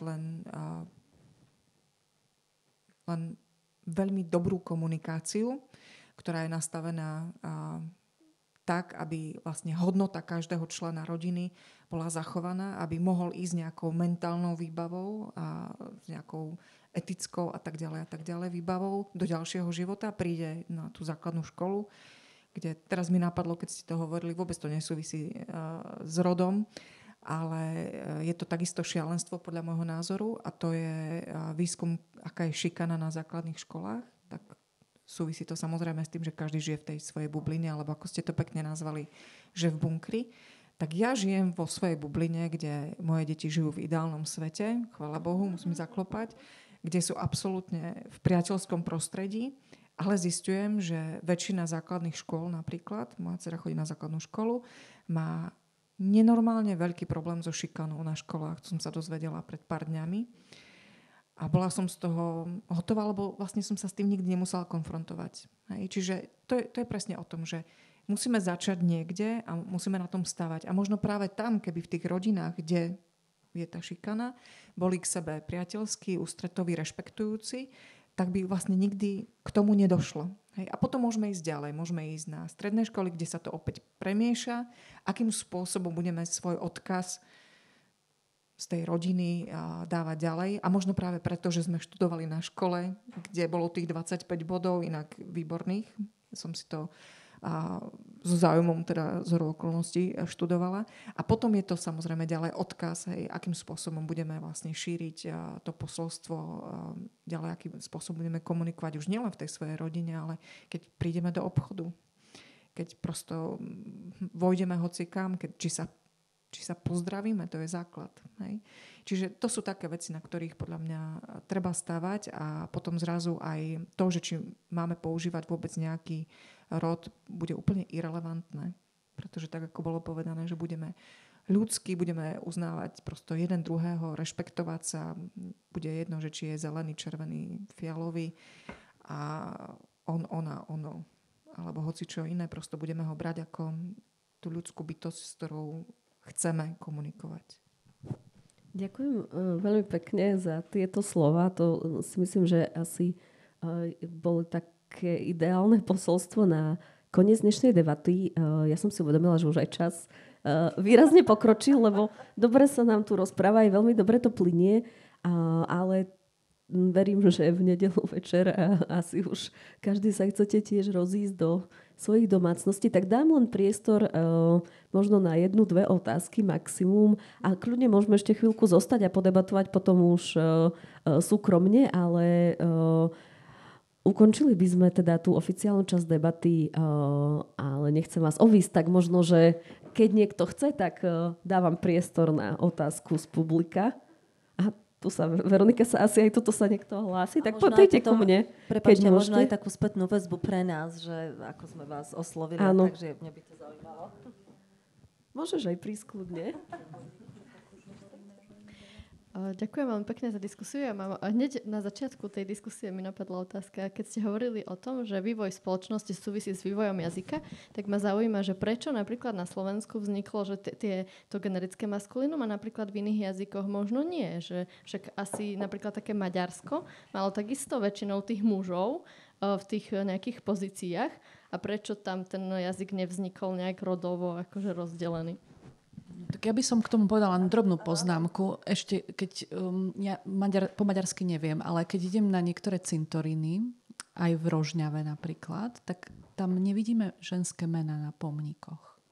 Ale je tam Joži, Barci, Nény. A to ma Maďarky poučili, že teda to sú ženy, ktoré sú manželky Jožiho, áno, a tak ďalej. Hej. Čiže ešte stále sa s tým vieme stretnúť. Neviem, ako je to v súčasnosti. Hovoríme o minulom storočí. Hej. Čiže ja si myslím, že ak nemali generické maskulínum, mali tam niečo ako moc v jazyku. Takže je dosť možné, že maďarčina nie je samozrejme jazyk, ktorý by patril do našej skupiny, ale podľa mňa v slovanských jazykoch určite existuje generické maskulínum rovnako. A súvisí to samozrejme s postavením mužov a s mocou. Dám vám slovo k tomu viac. Áno, poviem to veľmi stručne, ale to je taká naozaj veľmi široká otázka, lebo jedna vec v rámci tohto je, že presne ako ste povedali, jazykové skupiny v slovanských jazykoch, ktoré sú flektívne, aj teda flektívne, ale aj tam tvoríme príponami ženský rod, tak to je iný typ, iná jazyková skupina ako napríklad maďarský jazyk, tie úrochvínske jazyky. Aj v slovanských jazykoch sa to nerobilo jednotne, ale je tam ten potenciál, že napríklad aj v poľštine je potenciál to urobiť, ale keď si napríklad zoberiete aj angličtinu, typologicky úplne iný typ jazyka, ale aj tam máme tam actress a actor. V niektorých stewardess, že nie sú niektoré slová, ktoré sú len v ženskom rode, sú niektoré, ktoré sú v ženskom a mužskom, a potom boli také slová director, ktoré sa používali v mužskom. Aj angličtina, ktorá je pomerne jednoduchšia v tom, tak však aj ona mala to, že fireman, fireperson, chairperson, to bude také, že aj ona musela prejsť takým tým obdobím. Ale tá ďalšia otázka je, že každý jazyk, to je taká nejaká, že ten svet, tú realitu si konceptualizujeme v jazyku. A vo svete existuje toho oveľa viac, ale my si myslíme, že tam existuje len to, čo vieme pomenovať. Čiže pomenúvávame to, čo považujeme za dôležité. Tak nejako jednoducho poviem. Keď si len predstavíme, ale tu už potom sa ide do inej oblasti, ale povedzte mi, keď vám poviem slovo migračná vlna, znie to pre vás bežne, zdá sa vám to také slovo, ktoré som si teraz vymyslela, alebo ako? Bežne? Migračná vlna? Nič také zvláštne. Ale vlastne tá metafora, celý jazyk je metaforou, všetko sa v jazyku tvorí na základe prenesenia významu, ale migračná vlna je niečo, čo nás môže zaplaviť. Tam celá tá metaforika tohto je už v tom niečo negatívne. A my si neuvedomujeme, ako do pomenúvaní dávame niečo toto. Existuje napríklad ekolingvistika, na to, že krátka odpoveď. Ale napríklad, že... Ale to pre mňa to bolo... Ja sa tomu nejako nevenujem veľmi, ale že keby sme priamo pomenovali, čo je park, že je to vyklčovaný les, tak zrazu sa zasmejete, že idem sa prejsť do vyklčovaného lesa, tak je to... Že tam sme si zasa dali metaforu, ktorá... Že park to je také niečo pozitívne. My v tom jazyku konceptualizujeme. A napríklad je to, že dobre, isté spoločenstva majú pravá a ľavá ruka, alebo to je napravo, to je vľavo, a niektoré spoločenstva to majú podľa toho, čo je na sever, na východ, na západ. Hej? Že ukazujú, že takto sa rozlišujeme. Prečo je to? Lebo v tej spoločnosti sa toto zastabilizovalo. Je taký druh lingvistiky, ktorá napríklad sa venovala aj tomu, či národy, ktoré žili na väčšom prostredí, a my sme skôr také, že tu máme hory, že my sme malé prostredia takto situované a niektoré sú také, že majú väčšie roviny. Takže skúmali, že či sa to nejako v tom jazyku odrazilo. A odrazilo sa to v niečom, ale to na budúce, keď sa budete chcieť porozprávať. Ale neviem, či som teda zodpovedala, ale no, snažila som sa. Ešte som videla, že tuto sa niekto hlásil, tak... Ja som sa chcela spýtať, ja som prekladateľka a chcela som sa spýtať, či je vhodné, keď prekladám text, zdrojový text, ktorý je teda v tom písaný v tej tradičnej mužskej forme, dať mu v slovenčine ten vyvážený tú rodovocitlivú formu. Či je to vhodné teda? napríklad presne toto.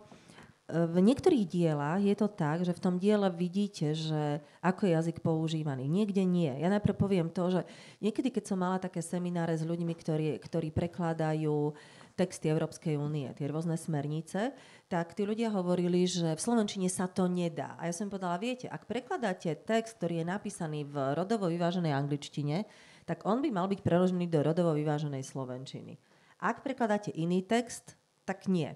No a napríklad v tých niektorých textoch, že viete, že keď prekladáte z angličtiny a keď je tam napísané writers, tak to je tá otázka, že asi je tá otázka toho, že kedy to dielo bolo napísané, lebo môžeme, ja som sa s tým myslím, že stretla, niekedy si robím také výpisky z kníh, z takýchto prekladov, že niekde to tam preložili, že niečo bolo hudobníčky, ale bolo spisovateľky a to v tejto literatúre to úplne závisí od charakteru diela. Viem si predstaviť, že vy na tom diele vidíte, že či je to aj v angličtine generické maskulínum, alebo nie. Ako je to dielo napísané aj podľa toho, aká je to problematika. A to je na tom také náročné, lebo vy aj chcete, aby to bolo v úvodzovkách čítavé, ale niekedy sa mi zdá, že aj to dielo originálne prináša inovácie.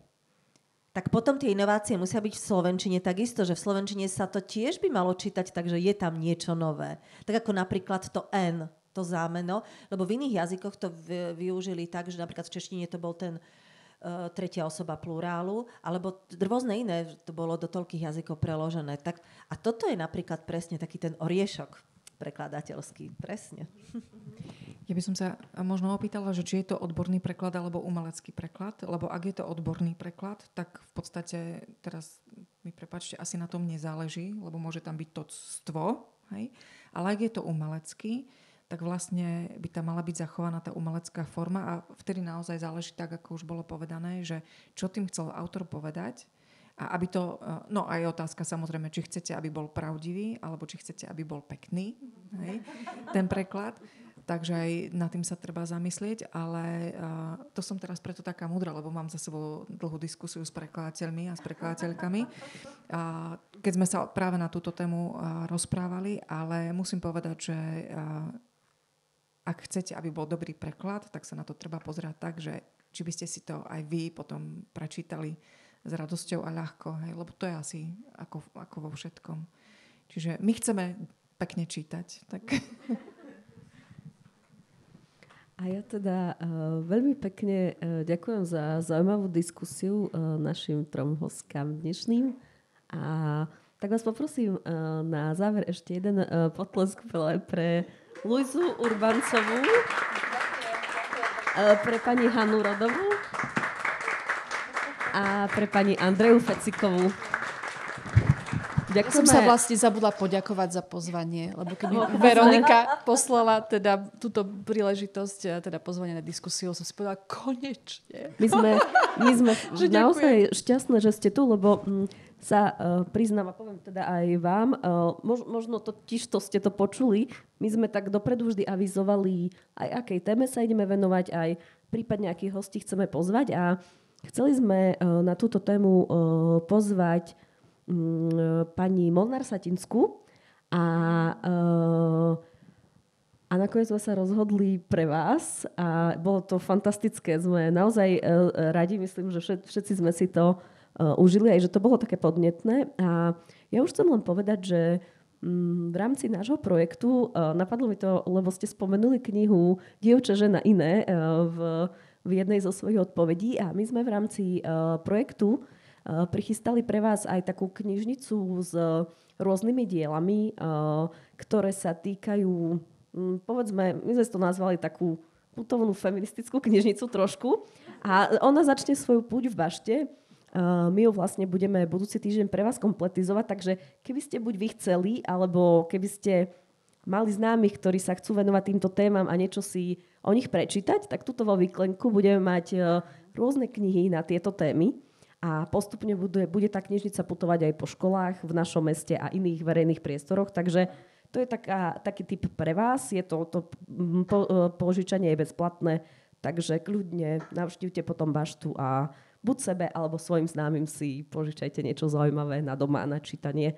No a ja vám želám teda už len pekný večer nedeľný a verím, že sa teda budeme počuť aj s vami na budúce, lebo niektoré témy zostali také nedopovedané a už naozaj asi nemôžem pokračovať, už ani môj hlas to nezvláda. Takže verím, že sa budeme ešte počuť. A ďakujeme ešte raz. A aj vám, že ste prišli.